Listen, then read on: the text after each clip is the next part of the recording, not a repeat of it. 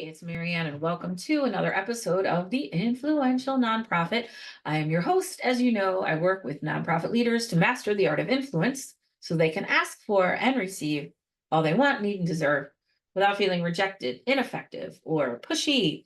Today, we're going to talk about really shifting the narrative and the story that we tell ourselves, the story that we tell other people, and the story that our organization tells, to moving away from trying to fix what's broken to create what's right.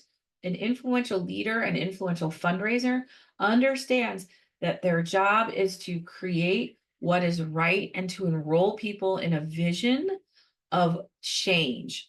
And that vision of change is about not fixing what's broken, but creating what's right and focusing on what's working and what we want more of, instead of focusing on what's not working and what we want less of.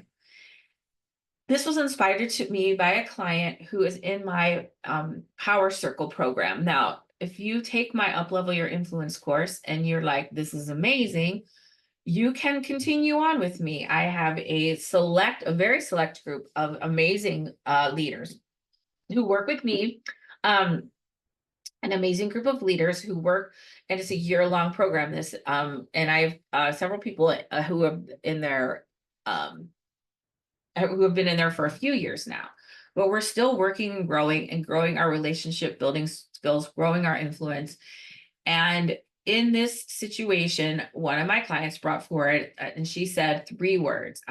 She's still struggling with procrastination. Okay, that's 5 words. But the words that we really want to focus on is still struggling and procrastination. And I'm going to explain to you why that's focusing on what's broken and how that's not serving her, and how we can move to fixing and focusing on what's right or what we do want and how that will serve her. Then I'm going to explain to you how this works for you individually, for the relationships you build, for your organization, and for our sector, and really for our society. And as a sector, I think we are moving from fixing what's broken, being a very reactive, to creating what's right, the systems, the structures, the society that we want to be what's right. But first, we have to look into ourselves, and because we are a collective of individuals, and life, everything is an inside out game. So I want you to think about how you as a person can move away from looking at what's broken and wrong to how can I create what's right and what I want more of.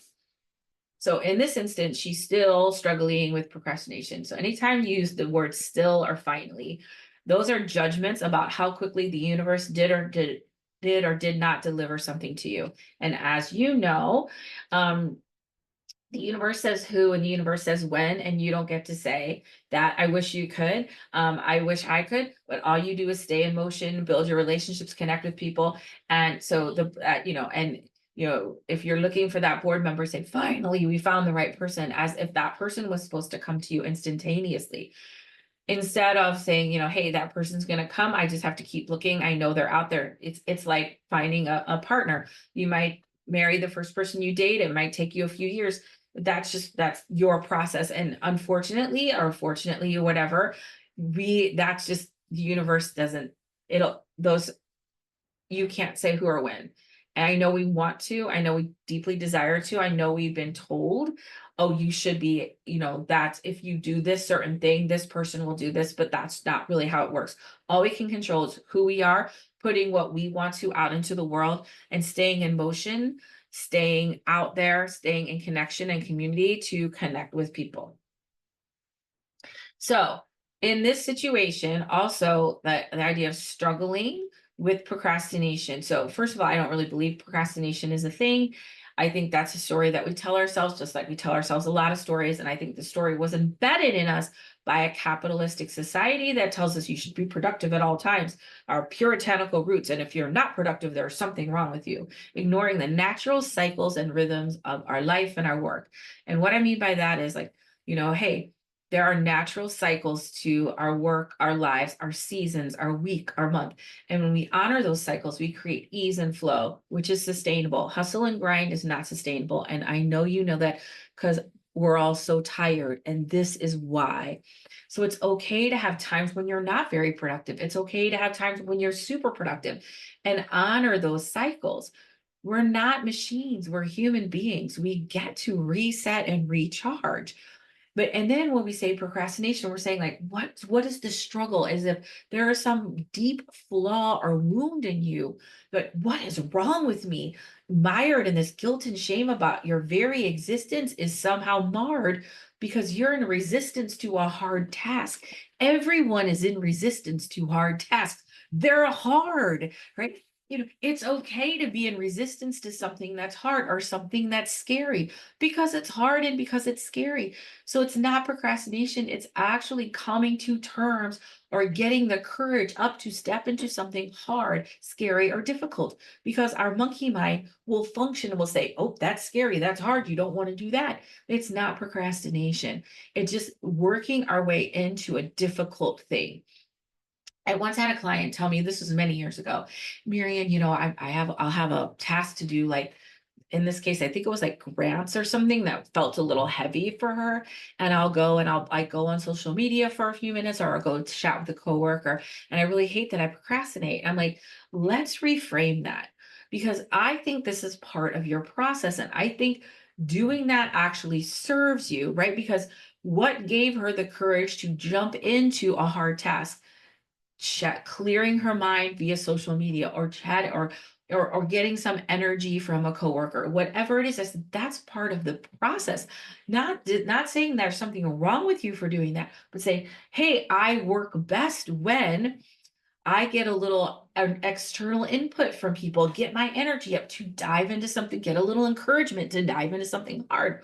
Or when I do a mindless task for a few minutes, or just get my mind off work. Again, it's okay to cycle, but we feel so guilty about a few minutes of mind break, to be able to dive into and to be super hyper productive on the other side. So that's what I'm talking about and saying, instead of trying to fix what's broken, if I could just figure out why I procrastinate. And my philosophy is, who cares why? Even if you knew why, does it really matter? Does it change? Because again, I'm focusing on what's broken. Now, if you follow me at all, you know that I say this a lot. Your brain does not process a negative. So by focusing on what you don't want, you're actually creating more of what you don't want. Like let's say you want to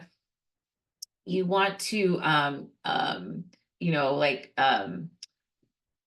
uh eat less junk food. And I don't even hate the word junk food, but because that's a label and food is food, but whatever. So let's say you want to eat less junk food, but in your brain's going junk food, or I don't want to eat ice cream. Your brain goes ice cream. Oh my God, ice cream. You weren't even like, because your brain can't process a negative, whatever thought you put in, whether you want it or not, your brain will light up for it. So it's important in all aspects, in your mind and what you think and what you say and what you write and your messages to other people, your marketing messages, that we focus on not what we want to fix that's broken, but what we want to create that's right. So instead of thinking about why do I procrastinate, think about, when do I work best? How do I get hard stuff done? Because I know she does hard stuff. She does hard stuff every single day. She's got an incredibly big job and she produces insane amounts of work.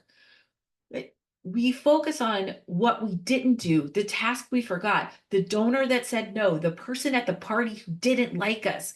And we forget all the goodness that's around us, because the one thing that we didn't want, or the one thing that we didn't get, is occupying our brain. And you know what? This is normal. This is what conscious leadership looks like, is retraining your brain to focus on what serves you better, instead of just going into your default operating system. Because once we learn how to reprogram our brain to serve us better, it serves everyone around us better, and everyone else around us can understand how they think and feel, and how that contributes to everyday decision making, which is truly the heart of what I do. All right, so let's step in for a second with this idea of, how do I create what's right? So these are the questions that she could ask to create what's right. What conditions do I work best in? How do I work best?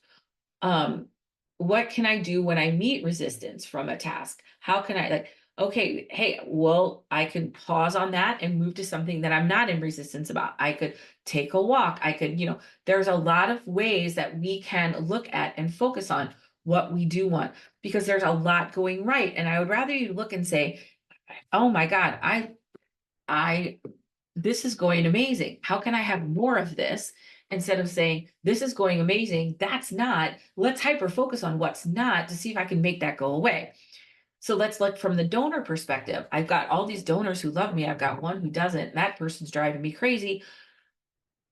And I'm going to focus on my attention on that one person instead of like, okay, what makes me love these people? What makes them love us? How can I create more of that in my life? How can I create more of that in my organization? Because once I start focusing on what I want instead of what I don't want just fades away. So when I said like I want to eat less junk food, I could say is, I feel better when I eat certain things. What are those certain things? Because again, I don't like to label food as good or bad. It's just food. When do I feel my best? What have I eaten when I feel that best? When do I eat that? Now I'm creating a plan for what I do want instead of a thing of what I don't want. Why do I insist on eating junk food? Because it tastes really good. It's not a big why. Don't worry about why you do that. Think about, okay, what do I want more of in my life? What conditions are delivering that to me now? How can I recreate these conditions? A couple of years ago, I had something really amazing happen to me, like personally in my life. And I went to one of my coaches, Dr. Aaron, and I said, I can't believe this happened. He goes, he said, or you can say, I totally believe this happened, and here's how I did it. Like a lot of people say, hey, it came out of nowhere. No, it never came out of nowhere. You caused that to happen. So I thought about, okay, what did I do to create the conditions for this thing to happen to me? And like, okay, I was very patient. Talked to a lot of people who weren't the right fit for this situation, but I stayed in there. I was diligent. I kept my standards, all of these things in order to create the conditions for the right situation to come to me. Instead of thinking, why can't, this is so broken. Why can't we fix it? So when we're dealing with our donors, it's important for us to talk about the work that we do, not in a way that we want to fix what's broken, but we want to enroll them in creating what's right. It's not about ending homelessness. It's about what's on the other side of that. What if everybody in your community had a home? What if everybody in my community had a home? What would that feel like? What would it be like to be a part of where everyone is cared for and housed, has their basic needs met? What would that look like? That would look like higher levels of contribution, more jobs, more money, right? There's, into the local economy, more people like interacting. It so instead of thinking about, hey, let's fix what's broken, what are we creating that's right? And how can I enroll people in it? But I'm telling you, this starts with you and reframing it in your own mind so that you can help others do it and then help your organization do it. I want to talk about the biggest picture of as our sector. Our sector has traditionally been focused on fixing what's broken, right? There is a child, that child is hungry. Give me money, I will feed that child. Give me money, I will clothe that child. I will educate that child. I love animal rescues. Like, give me money, I will make sure that dog is cared for. I will rescue the dog, right? We are fixing what's broken. And we can look at that or say, how can I create the world that I want? How can I create a world where every child has what they need? They have clothes, they have food, they have an education. What do we want to create? What would happen if every child was well fed? Like, what are we creating from that? We're creating happier, healthier children who are going to learn more, who are going to advance more in school, who are going to feel more confident, who are going to feel more part of their community. You know, we have been conditioned to be reactive, and we have conditioned our donors to appreciate that reaction. We have trained them to want to fix what's broken. And that's okay. We can retrain them to fix what's right. Okay, we can do that. If we can do it one way, we can do it another way. It's just a reformation of the story. What's a better story I can tell that puts me closer to what I actually want instead of closer to what I actually don't want? Because remember, wherever your mind goes, so does your actions. So if we can retrain our brain, which you can, right, to think about what you want instead about what you don't want, you're going to have better outcomes in your life. And then you're going to have better outcomes on your team, in your organization, in your community, because we can teach other people to do this as well. How many times have you been on a committee, in a project, blah, blah, blah, and y'all were just naturally focused on creating great outcomes, and it was amazing. But then you're all on another, team or a partnership, or you're some kind of board or something, and everyone just was all only focused on what's wrong. One of my clients would say, hey, like our board will say, oh, we did this and this and this and this. And there's well, which you didn't do this. Okay. Yeah, right. Like we said, we were gonna, build this many houses and we built this many. Yep. So that's focused on fixing what is broken. And it's going to take a minute because that's how their brains are wired. But we like say, yes, that is, yeah. And, this is what we're creating that's right. And in the end, ultimately, this is what we're moving towards. You've ever been to a party and, 100 people or 99 people like you, but one person doesn't, and you go home and think about that person. You have an amazing event and everybody's like, oh, it was incredible, it was incredible. Then you had a couple of complaints and it just takes the wind out of your sails. And you go home at night and you think about that person. You have a really well functioning team, but there's one person on your team that's kind of the thorn, and that's what you think about, and that's what you talk about, and that's what you go home and grouse to your partner about, is that one person. That is focusing on fixing what's broken instead of creating what's right. And so if you can say to yourself, what do I truly want? It's okay to want things. It's okay to want the best. It's okay to have things come to you easily. It's okay to want more of good things in your life. What do I want more of? What, like this donor I don't really jive with, and I want to make that better. Or you can say, hey, that's not the best relationship. What are my great relationships? What do they look like? What makes them great? The ease and the flow of those relationships. How did I build that? How can I make more of those?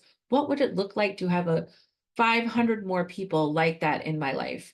How much fun would it be to create more? How much fun would it be to learn how to eat, to cook foods that nourish me?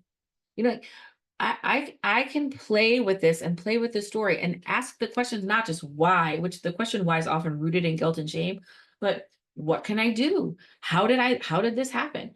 How did this good thing happen to me? How can I make that happen more? Because again, once I'm focused on creating what's right, I what's broken will fade away. Now I know that there will always be, not always, I don't want to say that there are hurting people in this moment. And I'm not denying that, but I'm saying as long as we're focused on what's wrong, on what's broken, there'll always be another hungry person.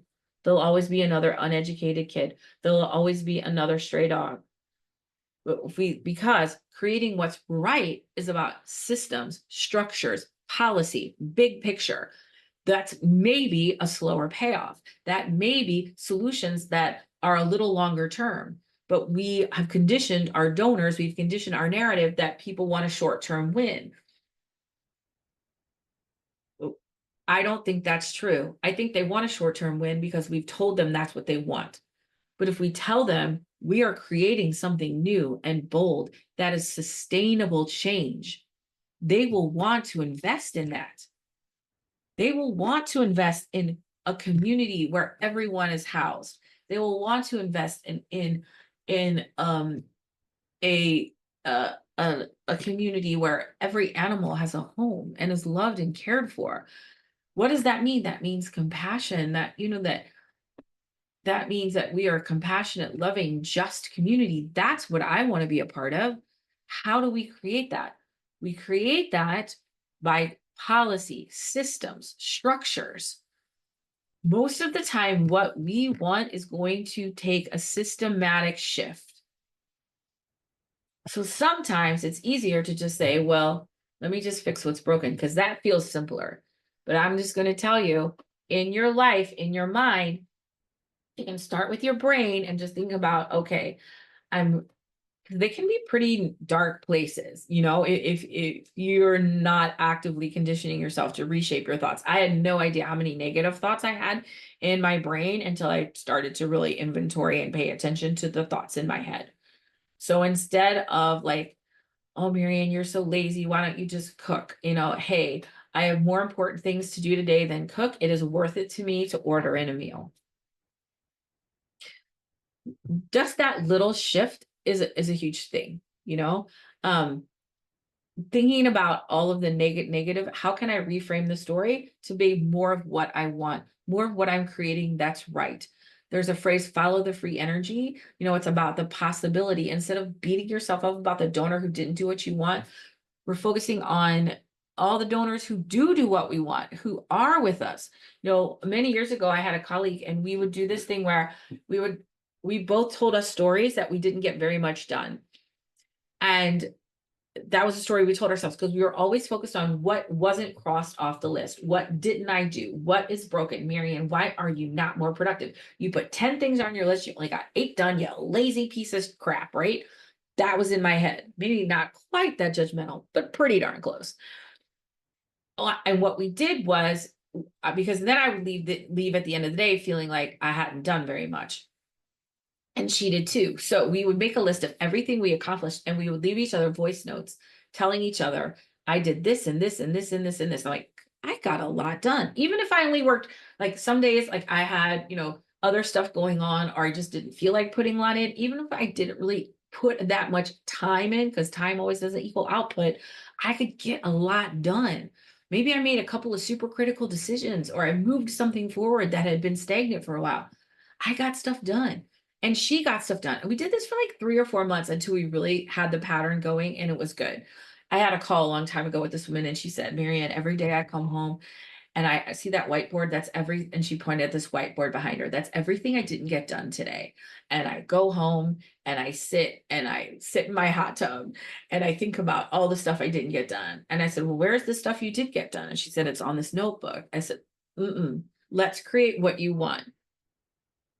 What do you want? I want to feel like I'm getting something done. Because listen, there's always going to be more crap to do, because if there wasn't, you wouldn't have a job. Okay. So it's not like you're going to just check off the list. But what we can do is shift our relationship to the list. I said, what I want you to think about is, and put on that whiteboard everything that you completed, and make a big square and check, check, check, like make it like, are you going to cross it out like something that feels so complete? And then on your notebook is all the stuff that's ready, waiting for you for tomorrow. And just say, look at all I got today, and anything that's waiting for me tomorrow is going to be just fine. One of the mantras I tell myself all the time is, whatever's important will rise to the top. Everything else will fall away. Like when I'm feeling like really compressed for time, whatever's important will rise to the top. Everything else will fall away, instead of, I'm never going to get this done. So you can see how these stories of because I'm creating what I want, which is the feeling that I have enough time, because I do, because time is also a construct that I'm not going to get into right now. So think about, in conclusion, how in your mind, in your work, in your dialogue with others, in your relationship to donors, in how you talk about your work, and how our nonprofit is and our society is moving, how impactful would it be if we were all in focus of what we truly wanted, instead of trying to fix what was broken? And when you are in that place of struggle of why, pause and say, okay, let's just set this aside for a minute, and let's focus on not what's broken, but what do I want to create that's right.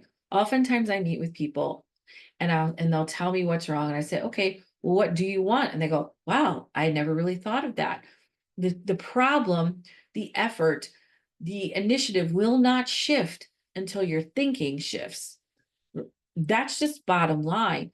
And so as long as you're not visualizing a solution, visualizing a better way, visualizing what you truly want, or creating a narrative, or creating the story of what you truly want, however you want to phrase that, you're always going to be stuck in what's broken.